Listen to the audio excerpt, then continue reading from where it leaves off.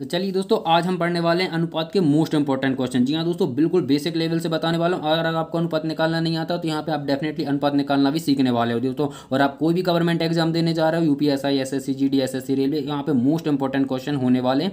ये क्वेश्चन दोस्तों आपको डेफिनेटली एग्जाम में देखने को मिल सकते हैं। तो चलिए दोस्तों, वीडियो को शुरू करते हैं।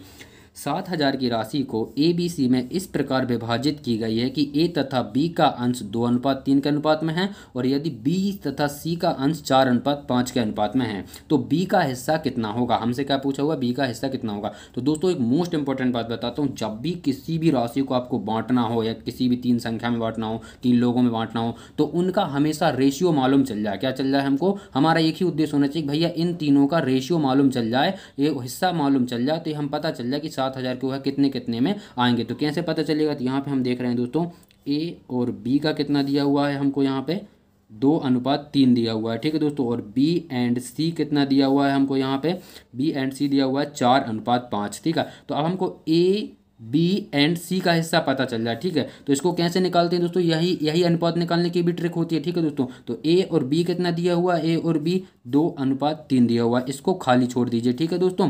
बी और सी कितना दिया हुआ है, 4 और 5 दिया हुआ, इसको खाली छोड़ दीजिए। तो यहाँ पे हम A ratio B ratio C निकाल लेंगे, ठीक है दोस्तों। तो क्या करना होता है, इसको यहीं लिख दीजिए, ठीक है। इस रिक्त पद होता है, खाली पद, खाली पद के सबसे पास वाली संख्या क्या है, यही 3 है। तो ये यहाँ पे कूद के चला गया यहाँ पे, ठीक है। ये वाली कूद के चली गई यहाँ पे, ठीक है दोस्तों। अब कुछ नहीं करना, क्रॉस मल्टीप्लिकेशन कर दिए, ठीक है। 5×3 = 15, 4×3 = 12 और 4×2 = 8 दोस्तों। यहाँ पे कोई कॉमन आएगा नहीं आएगा, तो यही रेशियो होगा 8:12:15, ठीक है दोस्तों। तो ये तो हमने निकाल लिया, ए बी सी का रेशियो निकाल लिया। अब हमको क्या करना, 7,000 की राशि बांटनी है इन्हीं में, ठीक है दोस्तों। तो 8, 12, 15 को दोस्तों यहाँ पे हम 7,000 की राशि डिवाइड कर देते हैं, ठीक है दोस्तों। तो ये एक्स मान लिया हमने, ठीक है दोस्तों।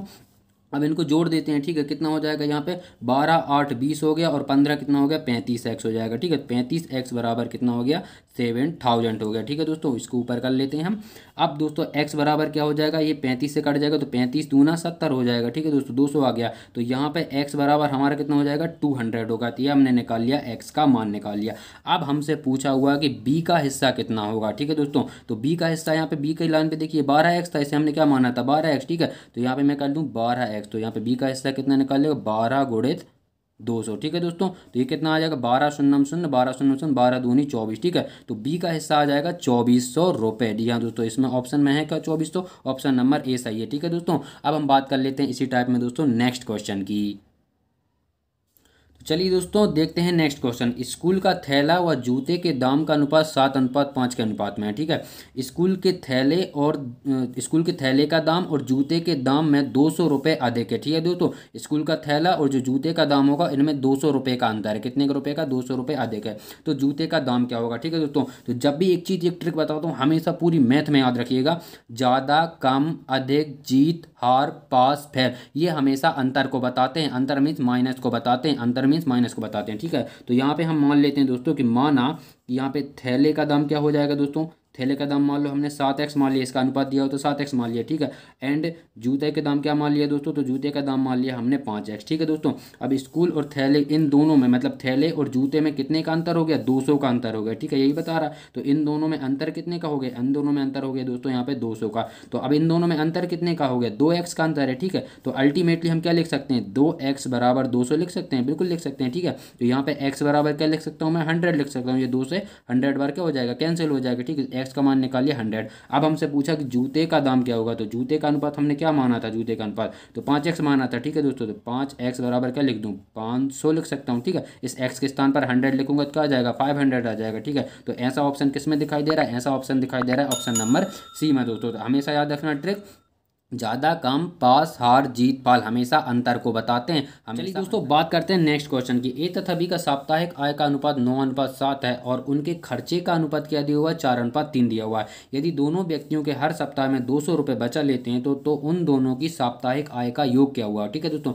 तो ए और बी की आय निकालनी है और आय का प्लस पूछा हुआ है, ठीक है, उनका योग पूछा हुआ है। तो इस पर कैसे करेंगे, तो एक सूत्र याद रखना दोस्तों, हमेशा याद रखना कि आय माइनस बचत, ठीक है दोस्तों, आय माइनस बचत बराबर होता है क्या, खर्च। ठीक है दोस्तों, तो आप जितना कमाते हो दोस्तों उसमें से आप जितना बचाते हो वो अगर घटा दें हम तो क्या निकाल लोगे, खर्च निकल आएगा दोस्तों। यही एक सूत्र याद रखना। ठीक है दोस्तों, तो ए और बी की आय क्या होगी दोस्तों, 9/7। ठीक है दोस्तों, 9/7। अब दोस्तों 9:7 में तो माना कि ए की आय कितनी हो जाती है, एक्स मान लिया। ठीक है, 9x हो गई, और बी की आय कितनी मान ली हमने, 7x मान ली। ठीक है, अब दोनों दोस्तों कितना बचा रहे हैं दोस्तों, दोनों सप्ताह में 200 रुपये बचा लेते हैं। ठीक है, तो ये हमने बचत को क्या कर दिया, माइनस कर दिया, इसके माइनस भी बचत कर दो। ठीक है दोस्तों, इज इक्वल टू खर्चा है ना, दोनों के खर्चों का अनुपात कितना दिया हुआ है, 4/3। ठीक है, तो ये कर दिया दोस्तों हमने 4/3। अब करते हैं क्रॉस मल्टीप्लिकेशन। ठीक है, तो 9 3 27x दोस्तों, यहाँ पे माइनस आ जाएगा दोस्तों, और 30 और 3 दूनी 600। ठीक है दोस्तों, तो ये बराबर हो जाएगा। इस तरीके से यहाँ पे भी क्रॉस मल्टीप्लिकेशन होगा, 7 चौका 28x, यहाँ पे माइनस का माइनस, 4 दूनी 8, 800 हो गया। ठीक है, ये इस साइड आ जाएगा तो -x हो जाता है। ठीक है दोस्तों, और ये इस साइड जाएगा तो क्या हो जाएगा, 200 हो जाएगा। ठीक है, 600, 800 में से 200 का चिन्ह भी माइनस का आ जाएगा, क्योंकि 800 बड़ी संख्या का चिन्ह आता है, चिन्ह ये माइनस से माइनस कैंसिल हो जाएगा। तो x बराबर क्या निकाल लिया हमने, 200 निकाल लिया x बराबर। ठीक है, अब हमसे पूछा हुआ है उन दोनों की साप्ताहिक आय का योग। ठीक है, तो ये 9x है। ठीक है, एक ही आय क्या होगी दोस्तों, 9x है, तो 9x बराबर x के स्थान पर 200 रखूंगा तो 9 शून्यम शून्य 9 शून्यम शून्य 9 दूनी 1800। तो ये तो हो गई ए की आय। ठीक है दोस्तों, यहाँ पे बी की आय कितनी हो जाती है दोस्तों, यहाँ पे हमारी ये थोड़ा सा नीचे कर लेंगे दोस्तों, तो बी की 9x था, ये 1800 हो गई। बी की आय कितनी हैगी, 7x हैगी। ठीक है दोस्तों, तो यहाँ पे हमने 7x कर लिया, और दोस्तों यहाँ पे x के स्थान पर 200 रखेंगे। ठीक है, तो 7 शून्यम शून्य 7 शून्यम शून्य और 7 दूनी 14। ठीक है, अब इन दोनों की आय का योग हमसे पूछा हुआ है। ठीक है, तो 0 का 0 0 का 0, 8 और 4 12 की 2 हौसला 1, 1 और 1 2 और 1 300। तो यहाँ पे इन दोनों की आय का योग क्या हो जाएगा, 3200। ऐसा ऑप्शन किस में, ऑप्शन नंबर बी में से है दोस्तों। यहाँ से हमारा ऑप्शन नंबर बी सही हो जाएगा। तो चलिए दोस्तों, इसी टाइप में हम अब नेक्स्ट क्वेश्चन पढ़ते हैं। चलिए दोस्तों, बात करते हैं नेक्स्ट क्वेश्चन की। तो ए और बी की आय का अनुपात 3:2 होगा, और उनके व्यय का अनुपात कितना हुआ, 5:3। ठीक है, दोनों 200 रुपये बचा लेते हैं, महीने के अंत में दोनों 200 रुपये बचा लेते हैं। तो ए की मासिक आय कितनी होगी। ठीक है दोस्तों, तो बात वही होगी, सूत्र वही लगेगा। ठीक है, 3x मान लिया दोस्तों, ए की आय है ना, और यहाँ पे हमने बी की आय क्या मान लिया, 2x मान लिया। ठीक है, अब हम क्या कर देते हैं दोस्तों, आय में से हम बचत को घटा देते हैं। ठीक है दोस्तों, तो आपने बचत को घटा दिया, इसकी में भी दोस्तों इसने भी 200 बचा तो इसकी बचत घटा दिया, बराबर क्या लिख सकते हैं दोस्तों, खर्च लिख सकते हैं। तो इसका क्या लिख सकते हैं, 5/3। अब इनका क्रॉस मल्टीप्लिकेशन कर दीजिए। ठीक है, तो 3 तिरका 9x हो जाएगा, माइनस 3 दूनी 600, यहाँ पे बराबर क्या हो जाएगा, 5 दूना 10x दोस्तों, यहाँ पे -1000 हो जाएगा। ठीक है, इसका क्रॉस मल्टीप्लिकेशन इसके साथ हो गया।